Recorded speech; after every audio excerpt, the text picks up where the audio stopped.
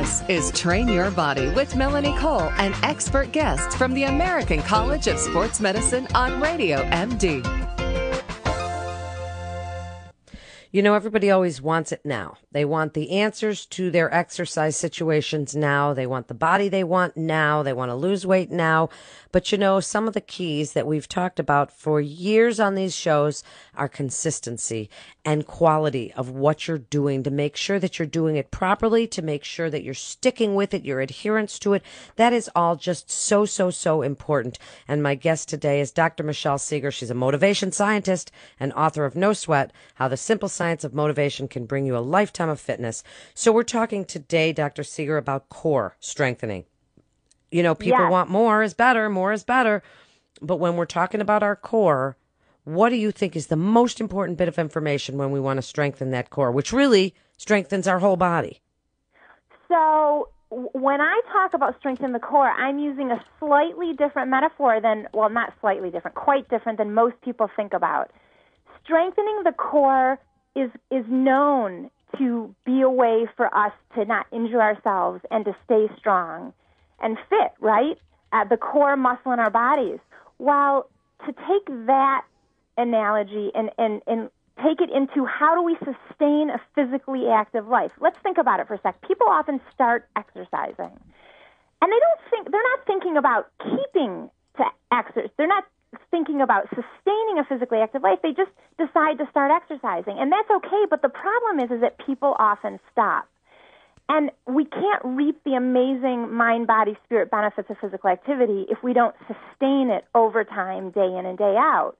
So what's the core muscle for sustainability? And that's consistency.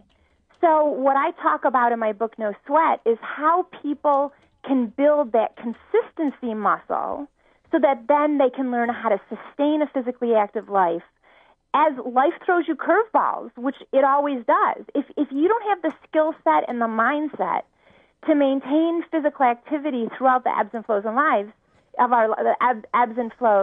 our life, then we don't keep it up over time. And so that's what I've been focused on for the last 20 plus years, is how to help people learn how to sustain it. Okay, so when you say that, you know, core muscle and, sustainability and consistency, explain a little more exactly what you want people to do. What do you want them to take from this? They hear you and they hear your energy and they hear you say that you have to stick with it and it's about consistency, but then they need some tips on what to do to make it that way. Sure.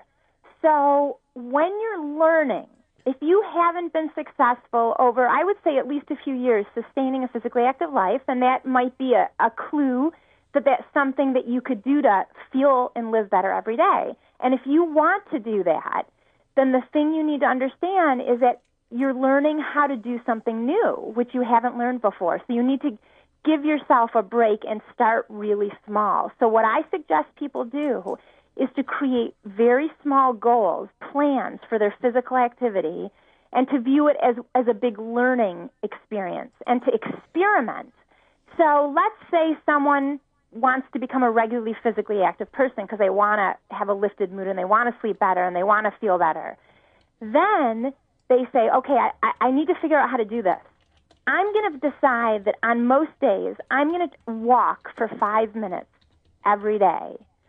And no matter what day it is, most likely some challenge is going to arise to that very small goal. But because it's only 5 minutes, it's going to be easier to overcome.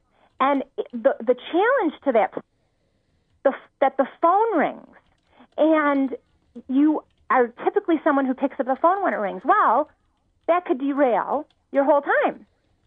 So what's important to do is to identify these very small goals and decide to learn on them. And as you learn how to both prevent the barriers that are likely to come, or it could be, I don't really feel like getting off the couch and walking. That's a barrier that a lot of people face. But you're going to work with that small goal. You could say, it's only 5 minutes, or I'm only going to do 2 of those 5, but I'm going to get off the couch. What you're starting to do is develop the skill set and the core strength muscle of sustainability, which is staying consistent. And what that means over time is that many people now for some people, getting up in the morning like my husband does and exercising first thing, that works for them, and there's not a lot of deviation from that schedule. But for many other people, their schedule deviates a ton. And if you're not able to kind of shrink your goal and change it and plan things differently or do it in a different place or for a different amount of time or at a different intensity level because you're just exhausted but you want to do something, you won't be able to stay with it. So the idea is that when you learn how to be consistent through changing what you're planning to do throughout the changes in life, you will then be successful and reap the amazing benefits from sustaining this physically active life that you're trying to do. Well, so people do try and do that, and as you say, their motivation wanes, the phone rings, and I, even as a trainer, I answer the phone for my clients and have for 25 years, and, so some of them will take the call, and I'll be like, okay, you're right in the middle of a session here, and then maybe after the call, they say, okay, you know what, I'm done for the day. You're like, really? We were just in a really good groove, so I get it. I get that there are barriers. How do you overcome those barriers? What do you do to, turning off the phone, one big one. Making sure that that time is yours. Huge. That's huge. Giving yourself that absolute time to better yourself. Like your husband gets up really, really early and does it. When nobody else is going to bother him and he doesn't have to, do anything about work, I try and do the same thing. What else can we do to turn off those barriers and make it so that it becomes, because I think people might get confused when you say core strengthening. Right. And core, and I think that this is more really about motivation and what hampers our motivation and how not to let your motivation get hampered. So I don't want to confuse the listeners, Dr. Segar, with the word core because they think they're going to listen to you tell us how to do a plank. That's a really great point. So what I'm talking about is self-management and how we make decisions about our daily life and how flexible we are with our goals with physical activity.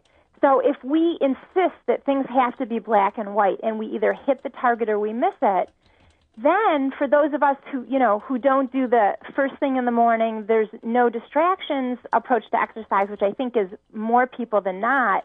And that's one of the reasons why I think people don't stick with physically active lives is they haven't developed the skill set to sustain it when life gets really hectic and when we have more work demands or our children get sick. So what I'm asking people to do is actually consider how they can negotiate physical activity within their life. And as we know with other negotiations, if you're rigid and not flexible, you often won't close the deal. Well, I think the same thing could be said for physically active lives. We want people to think about, why is it important enough for me to fit it in? And then when life throws a curveball, how can I do it anyway? It's the how can I do it anyway that I'm referring to. But you're right. In the exercise world, that metaphor certainly could be confusing. Oh, absolutely. And I think that's, this is really about motivation and stick-to-itiveness and being able to get yourself to that place where this isn't something that you force yourself to do. It is something that you look forward to every day. And I get there. And then I lose it sometimes, but then I get there again where I just am like, I can't wait till I get to do my exercise and you know what? I think, listeners, that this is something that yoga people have. They look forward to their classes. They can't wait for that class. They can't wait for that feeling.